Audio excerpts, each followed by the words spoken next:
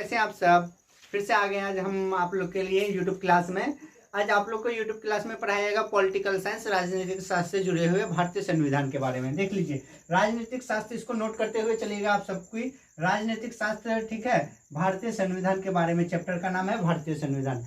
देखिए संविधान हम लोग को जानना बहुत ही जरूरी है। आप वीडियो को स्किप मत कीजिएगा, जितने भी लोग जुड़े हैं वीडियो को जरूर देखिएगा। ये स्टूडेंट के लिए भी है और स्टूडेंट के सभी पेरेंट्स के लिए भी जरूरी है, क्योंकि संविधान को जानना सब किसी का अधिकार है। अधिकार का मतलब संविधान ही हमारा अधिकार है। संविधान क्या है, संविधान किसे कहते हैं, इसके तहत ही यूपीएससी, बीपीएससी, एसएससी, ठीक है, सभी सीटेट, ठीक है, टेट, जितने भी एग्जाम कम्पिटिटिव एग्जाम होते हैं सभी के लिए जरूरी है। और हमारे लाइफ में, हमारे जीवन के लिए भी ये जरूरी है। जरूरी इसलिए है, इसके तहत ही हम अपने बच्चों को तालीम दे सकते हैं। पढ़ाई लिखाई का संविधान में कौन सा अनुच्छेद के तहत संविधान में शिक्षा का अधिकार है, कौन चीज के तहत भाषा का अधिकार है, बोलने का अधिकार है, अपना लैंग्वेज का अधिकार है, किस के तहत हम लोग का ड्रेस का अधिकार है, कौन सा पहनावा, कौन किसके लिए पहनावा, किस फील्ड में दाढ़ी रखना चाहिए, किस फील्ड में नहीं रखना चाहिए, ये सब चीज निर्धारित किया गया संविधान में।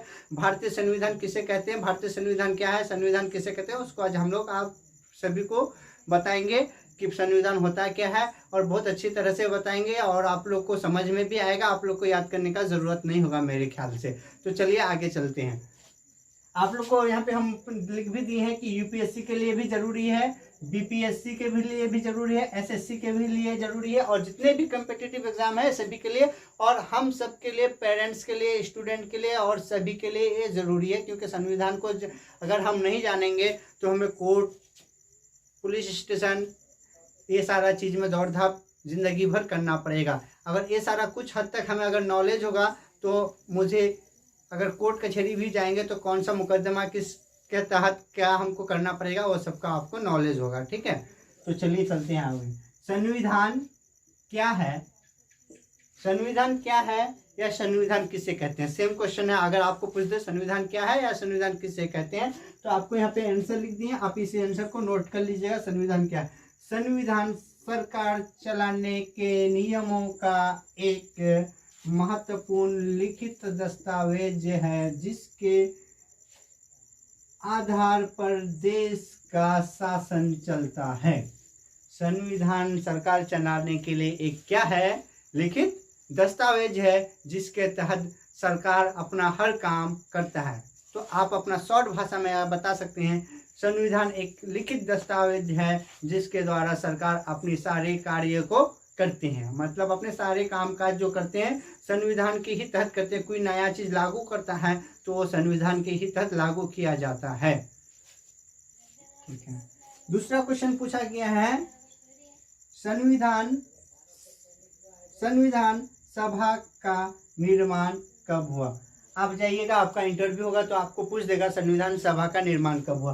तो आपका यहाँ पे आंसर लिखा हुआ है, इसको नोट कर लीजिएगा। 9 दिसंबर 1946 ईस्वी को संविधान सभा का निर्माण हुआ। संविधान सभा का निर्माण कब हुआ, 9 दिसंबर 1946 को संविधान सभा का निर्माण हुआ। क्या, संविधान सभा का निर्माण कब हुआ, 9 दिसंबर 1946 को संविधान सभा का निर्माण हुआ, ठीक है।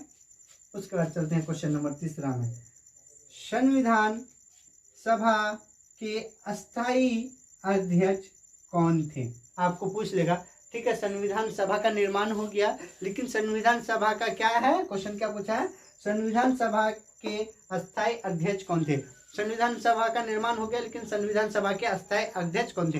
देखिए जब कोई अगर संगठन बनता है तो उसका कमेटी के साथ एक कोई अध्यक्ष चुना जाता है, ठीक है। वही अस्थायी अध्यक्ष के बारे में पूछा है कि अस्थायी अध्यक्ष कौन थे। तो संविधान सभा का जो आंसर क्या है, संविधान सभा का जो अस्थायी अध्यक्ष था कौन था, डॉक्टर सच्चिदानंद सिंह। संविधान सभा का जो अस्थायी अध्यक्ष था वो किसको बनाया गया था, सच्चिदानंद सिंह को। सच्चिदानंद सिंह को संविधान सभा का अस्थायी अध्यक्ष बनाया गया था। सच्चिदानंद सिंह को संविधान सभा का अस्थायी अध्यक्ष बनाया गया था। याद हो गया आप लोग को। चलिए आगे बढ़ते हैं। क्वेश्चन नंबर 4 क्या है, संपूर्ण संविधान कब लागू किया गया।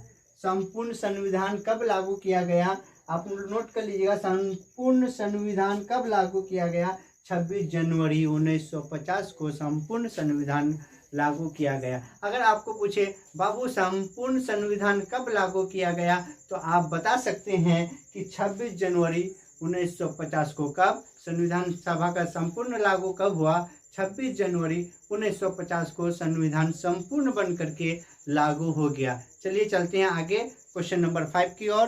क्वेश्चन नंबर 5 आपको आप बताएंगे, तो देखते हैं क्वेश्चन नंबर 5।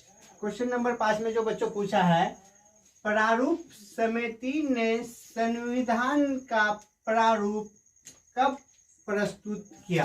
प्रारूप का इंग्लिश में मीनिंग होता है फॉर्मेट। तो प्रारूप समिति, प्रारूप संगठन जो था, संविधान का प्रारूप कब लागू किया? तो आपको जवाब देना है क्या? 4 नवंबर 1946 ईस्वी को। तो प्रारूप समिति ने संविधान सभा का प्रारूप कब लागू किया? क्या प्रारूप समिति ने संविधान सभा का प्रारूप कब लागू किया? तो आप नोट कर लीजिएगा, 4 नवंबर 1949 को। क्या संविधान सभा का प्रारूप कब लागू किया? तो 4 नवंबर 1949 को लागू किया गया। ठीक है, क्वेश्चन नंबर 6 में चलते हैं। क्वेश्चन नंबर 6 क्या है? संविधान को तैयार करने में कितना समय लगा? मतलब संविधान को तैयार करने में कितना समय लगा? आप लोग जानते हैं संविधान जब से बनना स्टार्ट हुआ, टोटल समय उसमें लगा कुछ, कितना दिन कितना महीना लगा? तो संविधान बनने में कितना समय लगा?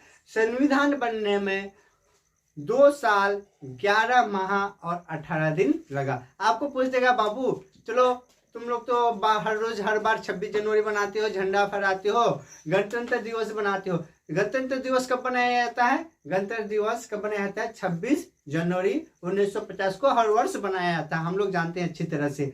लेकिन गणतंत्र दिवस बनाया जाता है कब से? 26 जनवरी 1950 से। ठीक है, तो आपको पूछ देगा बाबू तो संविधान जब उस दिन बन के लागू हुआ, 26 जनवरी को क्या हुआ था? संविधान बन के उस दिन लागू हुआ था। तो बाबू संविधान बन के तो लागू हो गया उस दिन, लेकिन संविधान बनने में कितना समय लगा? तो यही क्वेश्चन आपको क्वेश्चन नंबर 6 में है। संविधान को तैयार करने में, मतलब संविधान को बनने में, तैयार करने में संविधान को बनने में कितना समय लगा? तो 2 वर्ष 11 माह 18 दिन संविधान को बनने में लगा। ठीक है, क्वेश्चन नंबर 7वां चलते हैं, समझते क्वेश्चन को। क्वेश्चन नंबर 7वां, संविधान का कुछ भाग कब लागू किया गया? संविधान का कुछ भाग, मतलब संविधान का कुछ भाग बचा हुआ था ही। ठीक है, संविधान का कुछ भाग बचा हुआ था ही, वो कब लागू किया उसके बारे में हम जानते हैं।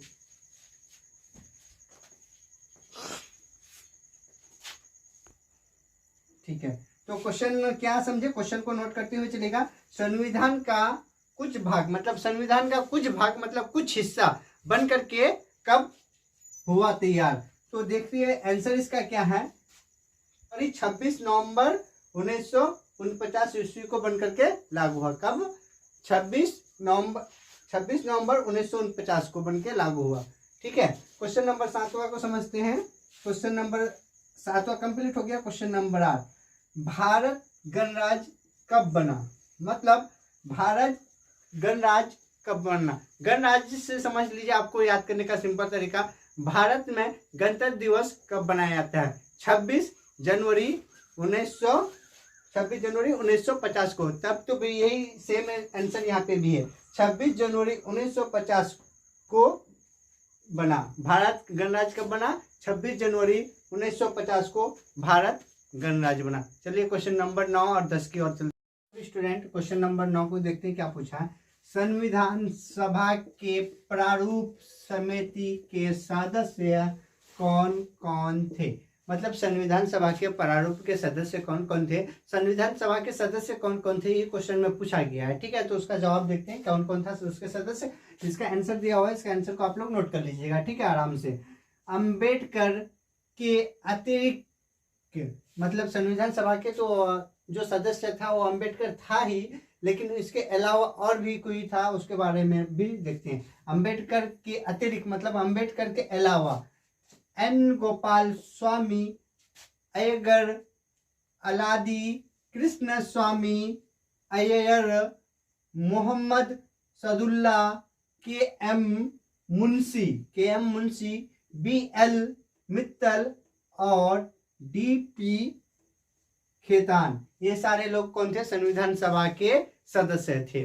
क्वेश्चन नंबर 10 को समझते हैं। क्वेश्चन नंबर 10 में क्या पूछा गया है? क्वेश्चन नंबर 10 है, संविधान सभा के प्रारूप समिति के सदस्य कौन थे? संविधान सभा के प्रारूप समिति के सदस्य कौन थे? संविधान सभा के प्रारूप के सदस्य कौन थे? मतलब संविधान सभा के जो सदस्य थे वो कौन थे? संविधान सभा के सदस्य डॉक्टर भीमराव अंबेडकर थे। आप लोग को पता होगा कि संविधान सभा के अध्यक्ष जो था, सदस्य जो था, वो भीमराव अंबेडकर ही था। तो वीडियो को लाइक कीजिएगा, चैनल को सब्सक्राइब कीजिएगा। ऐसे UPSC, BPSC और SSC से रिलेटेड वीडियो को देखने के लिए और भी जनरल नॉलेज से जुड़े हुए चीज़ों को देखने के लिए हमारे चैनल को आगे भी शेयर कीजिएगा, ताकि वो लोग भी नॉलेज हासिल करें और आप भी। Thank you for watching.